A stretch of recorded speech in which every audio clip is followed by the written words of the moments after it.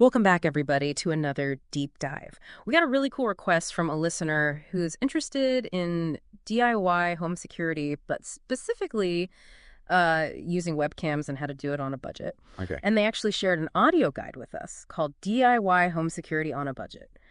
And it's by a DIY expert. And there's some pretty clever ideas in here that I'm really excited to dive into with you. Yeah, sounds like fun. Let's do it. All right, so let's get right into this guide.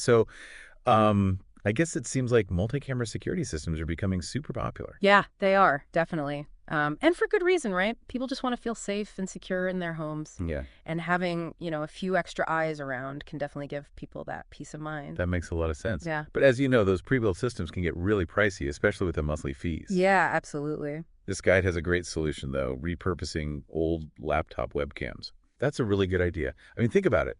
These webcams are small enough to be like really discreet, and they're super cost effective, especially if you can salvage them from old laptops that you might have laying around. Yeah, totally. Salvaging sounds a little intimidating, though. What does that actually involve? It's actually simpler than you think. The guide breaks it down step by step. It's basically popping off the screen bezel, carefully removing the webcam, and then snipping the cable, making sure to leave yourself enough links so that you can solder it later. And Yeah. I mean, it's also great because you're giving those old electronics a new life. Yeah, I love that. It's like a tech treasure hunt Yeah, exactly. with like an eco-friendly twist. But what if you don't have a stockpile of old laptops just like hanging around? That's a great question. Well, the guide also recommends checking out online marketplaces like eBay. A lot of times you can find spare laptop parts, including webcams, for almost nothing. Like in some cases, we're talking like £1.50. Wow. Yeah. And it even suggests that you look for webcams that come with the connecting cable, just to make that wiring process a little easier. Okay, wiring. That's where I start to get a little nervous.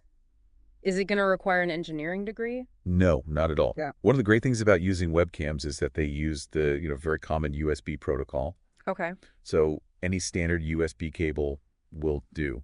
You might need longer cables depending on where you're placing your cameras, but the guide says 5 meters is the maximum length that you can go directly from the webcam. Okay. And if you need to go farther than that, there's an easy solution for that. I love a good solution. So Tell me more. they're called USB repeaters, and they're pretty inexpensive. These little devices, they actually let you extend your cable, runs up to 30 meters. 30 meters. Yeah, which should be plenty for most home setups. Wow, that's impressive.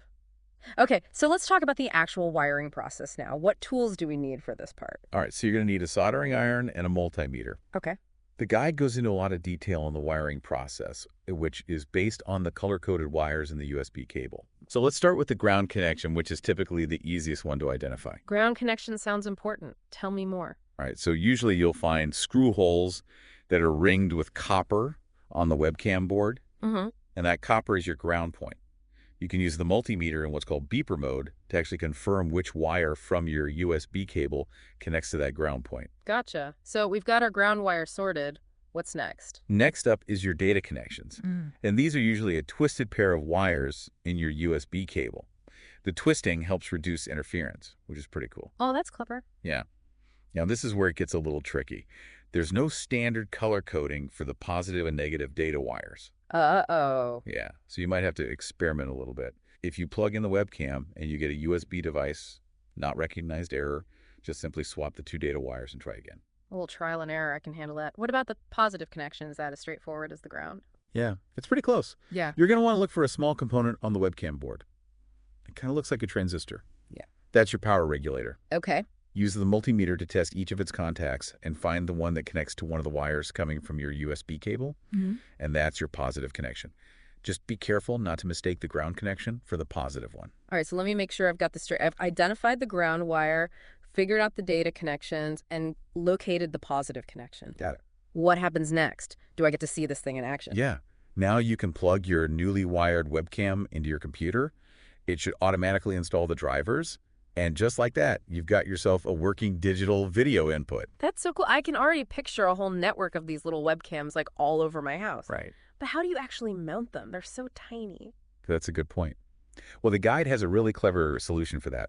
It's called Shoegrew. Have you ever heard of that? Shoegrew. No, I haven't. So it's this moldable putty that hardens into this really durable rubber-like material. Okay. Because the webcams are so small, you can mount them like practically anywhere. using shoe glue. Okay. Just be careful not to cover the lens with the putty. Right, of course. The guide suggests using a bit of blue tack as like a temporary lens protector while you're molding the shoe glue around the webcam. Oh, that's a good tip. So I could stick these webcams on walls and corners, maybe even on the ceiling. Exactly. Yeah. And because they're so small and blend in easily, they're super discreet. Mm-hmm. You know, tuck them away in a corner and they're practically vandal-proof. I love it. It's like my own personal spy network.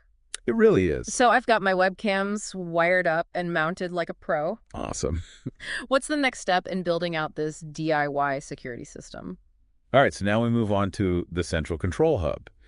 And for this, you're going to need another old laptop. Don't worry, it doesn't need to be anything fancy. Even a 12-year-old laptop will do the trick. Hold on, I'm basically building a home security system out of recycled tech.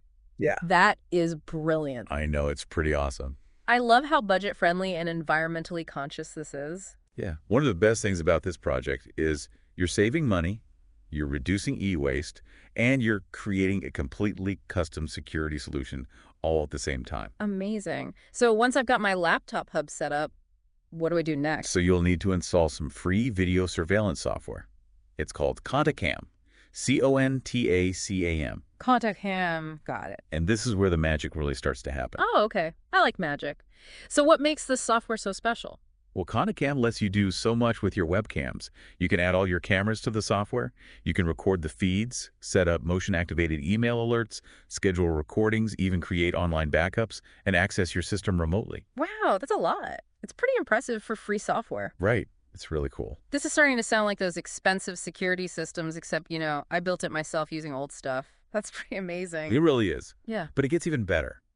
Remember how we were talking about the USB bandwidth limitation? Yeah. Well, the guide has a clever workaround for that as well. Okay, you've definitely got my attention. Tell me more about this bandwidth workaround. So remember those expansion card slots that you often find on older laptops? Uh-huh. Well, you can actually use one of those slots to add what's called a root USB controller. Okay. It essentially doubles your available USB bandwidth, which means you can add 2 more cameras to your system. Wow. Yeah.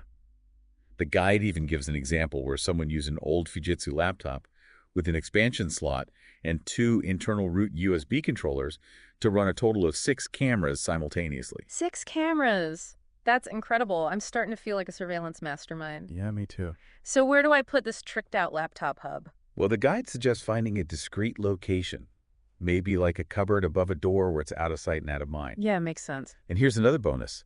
Because laptops have built-in batteries, your system's going to have a few hours of power backup in case of a power outage. Oh, that's great. Yeah, that's a feature you usually only find in like high-end security systems. Okay, I'm seriously impressed with this whole setup. So I've got my webcams, my hub, my software, everything's in place. What's the final verdict? How does this DIY security system actually perform in the real world? So according to the guide, the camera feed quality is surprisingly sharp, especially considering you're using repurposed webcams. And of course, the cost-effectiveness of the entire setup is unbeatable. You're getting a professional-level security system on a shoestring budget. I have to admit, I was a little bit skeptical at first, but this DIY approach is truly ingenious. Who knew that you could create such a robust security system with old tech and a little bit of ingenuity? Yeah, it just goes to show that you don't always need the latest and greatest technology to create something that's really effective.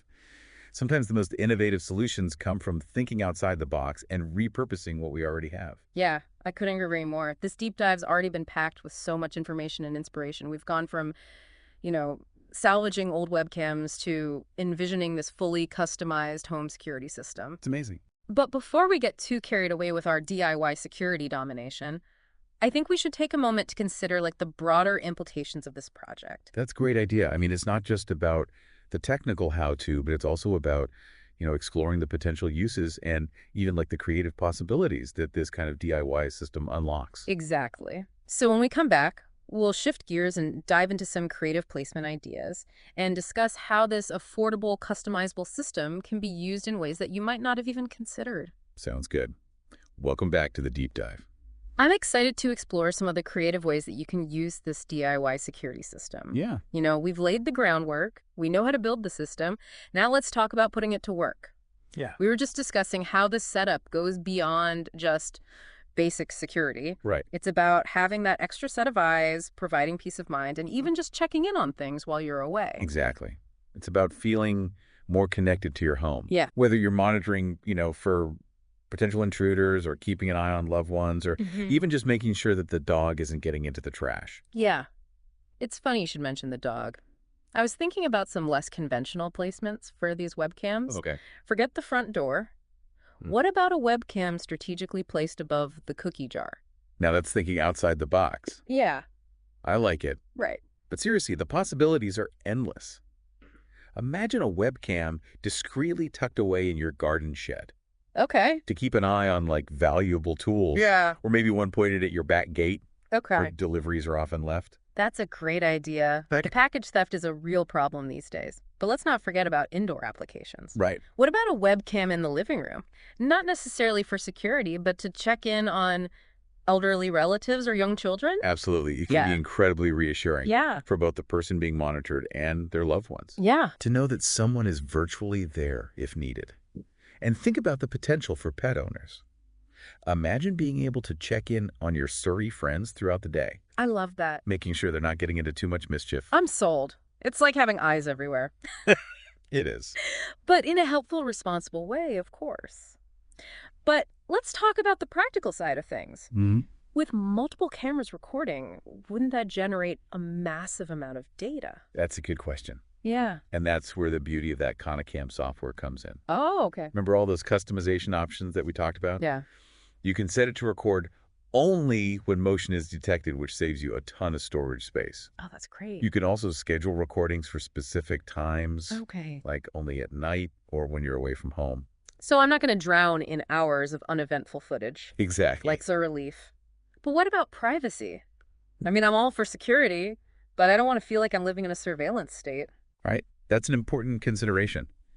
It's crucial to be mindful of where you place your cameras and how you use the footage. Yeah. Open communication with anyone who might be captured on camera is essential. Of course. Remember, this system is meant to enhance your sense of security and peace of mind, not invade anyone's privacy. Transparency is key. Oh, Okay, so we've covered creative placements, practical considerations. Anything else we should keep in mind? I think one thing that we've talked a lot about are the technical aspects, Yeah, but it's important to remember that not everyone is a tech whiz. that's true. What about those who might feel a little intimidated by the DIY aspect of this project? That's a great point. Yeah. Soldering and wiring can seem kind of daunting if you've never done it before. Right? Do you think this project is realistic for someone who's not particularly tech savvy? Absolutely. Remember, Yeah. the guide provides really clear step-by-step instructions, Yeah. and there are tons of online resources available to help you along the way. Yeah, for sure. There are even videos that demonstrate each step visually. That's awesome. And the beauty of the DIY approaches is that you can take it at your own pace. Yeah. Start small, maybe with just one webcam, Okay. and gradually build your system as you gain confidence. I love that idea. It's not about being a tech expert. It's about being willing to learn and experiment. Exactly. Who knows? You might even discover a hidden talent for tinkering. That's right. It's about empowering yourself to take control of your own security on your own terms and within your budget. This deep dive has been such an eye-opener. We've gone from salvaging old webcams to building this fully customized home security system and exploring all sorts of creative applications. But now I'm curious to hear from you, our listener. Yeah. What are your thoughts on this DIY approach? Yeah, what creative sparks has this project ignited in your mind? We'd love to hear what unique placements or custom features you're already dreaming up. Yeah. This whole project really highlights the power of a curious mind and a willingness to try something new. It really does. It's amazing what you can achieve with a little bit of ingenuity and some repurposed tech. And on that note, we've reached the end of our deep dive into DIY home security. We hope you feel inspired and empowered to create a system that perfectly suits your needs and budget. Until next time, keep exploring, keep learning, and keep those deep dives coming. You know, it's amazing to think that we started with a simple question about affordable home security, and we ended up on this incredible journey of discovery. Yeah, it really shows just how much ingenuity and resourcefulness is out there. Right. And who knew that old laptops could be the key to building a personalized security system? I know, it's really a fantastic example of how technology, even when it's considered outdated, can be repurposed and given a new life. Definitely. And it's not just about the technology itself, but it's also about the knowledge and the willingness to just experiment. This project empowers people to really take control of their own security. And that's pretty special. It is. To our listener who inspired this deep dive, thank you so much for sharing this incredible guide with us. Yeah, thanks for sharing. We hope you're feeling inspired and ready to embark on your own DIY security adventure. Definitely. And for everyone listening, we encourage you to keep that curiosity alive. Yes. You never know what amazing discoveries are waiting for you when you start digging a little deeper. Until next time, keep exploring, keep learning, and keep those deep dives coming.